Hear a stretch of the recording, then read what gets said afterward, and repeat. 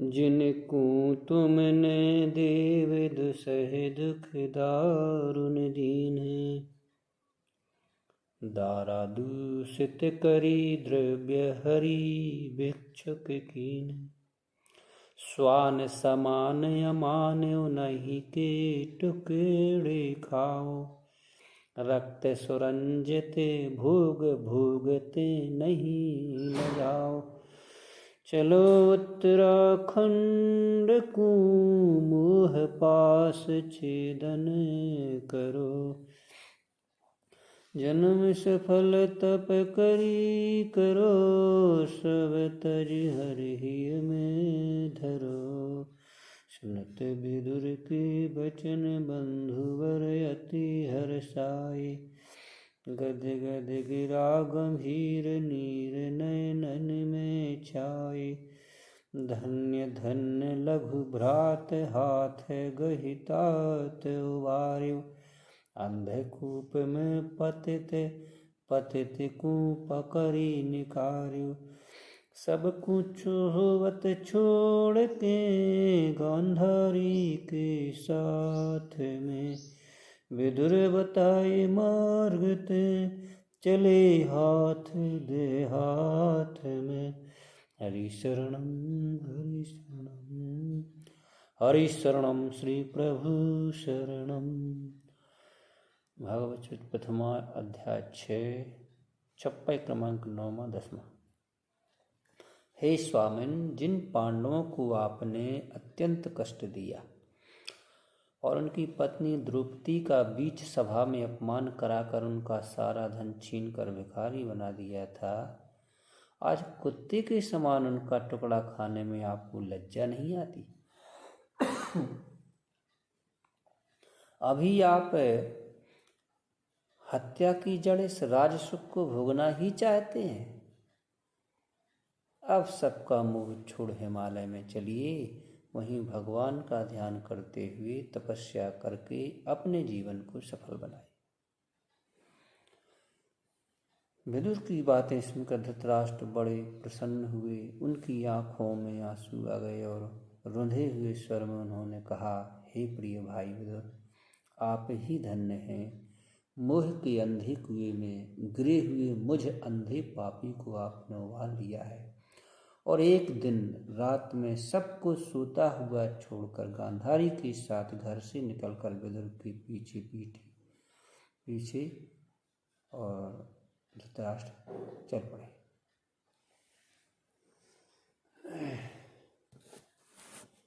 कितना अद्भुत सत्संग है।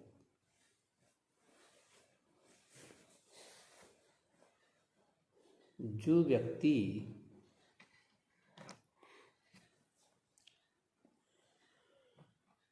पूरे जीवन भर अपने मंत्री और अपने छोटे भाई विदुर की बात को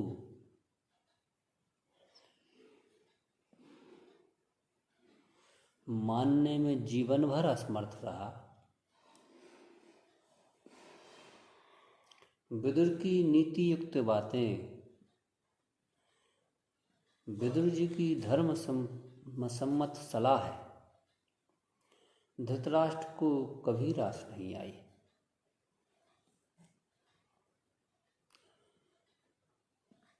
धृतराष्ट्र को जब भी विदुर जी ने अच्छी सलाह दी तो उनको अच्छी लगते हुए भी मानने में कठिनाई हुई।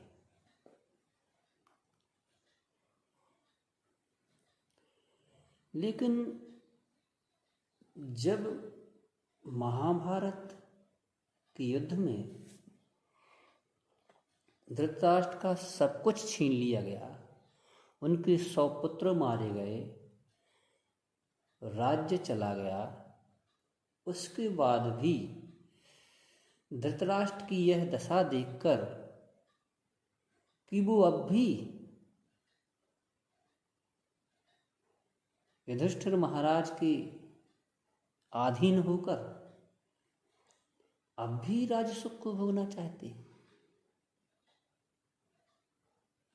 तो विदुर जी ने तीर्थ यात्रा के बाद आकर यह दृश्य जब देखा, उनको लगा ये तो बहुत भयानक स्थिति है। इतना होने के बाद भी धृतराष्ट्र को यह समझ नहीं आ रही, मेरे बड़े भाई को यह बात समझ में नहीं आ रही कि बस अब तो हम अपने आप को समझें, हम अपनी भूल को समझें।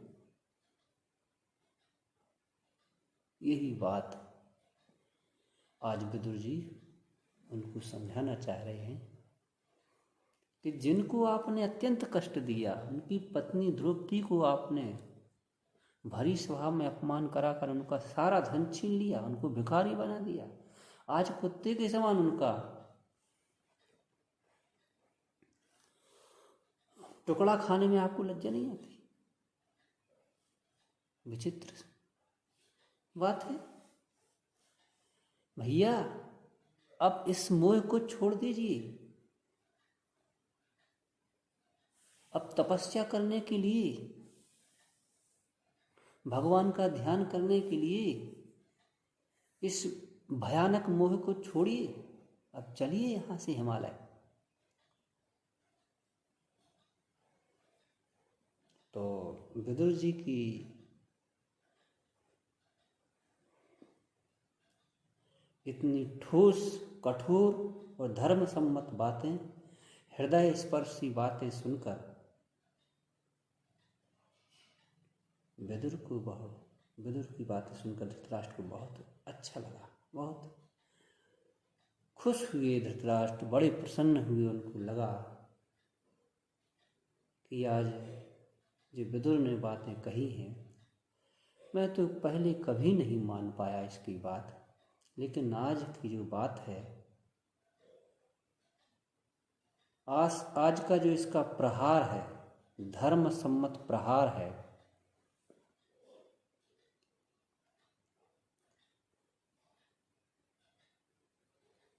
आत्मा को समझने वाला जो प्रवचन है, इसकी जो बातें हैं आज मुझे समझ में आ रही है।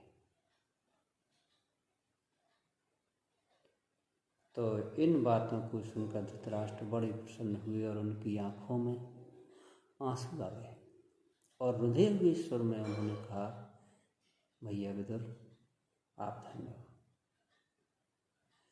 हम अभी भी इस मोह के अंधे कुएं में पड़े रहते, लेकिन आपने इन कठोर वचनों के माध्यम से, कठोर बातों को कह के, सीधा प्रहार करके, और आपने इस मोह के अंधे कुएं में गिरे हुए मुझ अंधे पापी को आपने उबार लिया। धन्य है विदुर, आपने मुझे बचा लिया। कम से कम मैं पूरे जीवन भर तो आपकी बात नहीं सुन सका, लेकिन तुम्हारी बात आज मुझे पूरी तरह से समझ में आ रही है और मैं जो तुम कहोगे मैं करने के लिए तैयार हूं।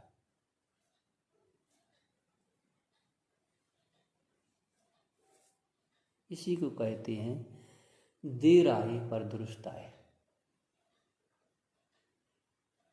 आखिर धृतराष्ट्र समझे